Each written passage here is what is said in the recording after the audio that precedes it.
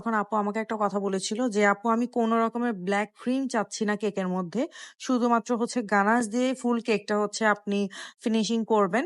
যার কারণে হচ্ছে আমি এই কেকের মধ্যে কোন রকমের ব্লাক কালার ইউজ করিনি। ফুল গানাশ দিয়ে হচ্ছে কেকটাকে আমি ফিনিশিং করেছিলাম।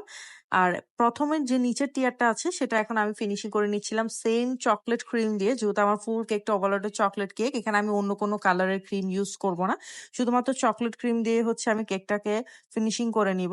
আমাদের কিন্তু যেটা সেপ্টেম্বরের ১০ তারিখ থেকে কেকের ক্লাস হওয়ার কথা ছিল, সেখানে অফলাইন ক্লাসের মধ্যে কিন্তু অলরেডি সিট বুকড হয়ে গিয়েছে। অলরেডি আমাদের স্টুডেন্ট হয়ে গিয়েছে অফলাইন ক্লাসের জন্য। সো এখন কেউ আর অফলাইন ক্লাসের জন্য হচ্ছে বুক করবেন না। যারা হচ্ছে আমাদের নেক্সট অফলাইন ক্লাসটা করতে চাচ্ছেন, তারা অক্টোবরের ১০ তারিখের জন্য বুকিং করে ফেলতে পারেন।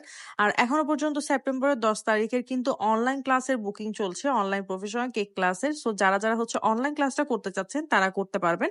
যারা হচ্ছে চট্টগ্রামের বাইরে আছেন, আমার অফলাইন ক্লাসটা করতে পারবেন না,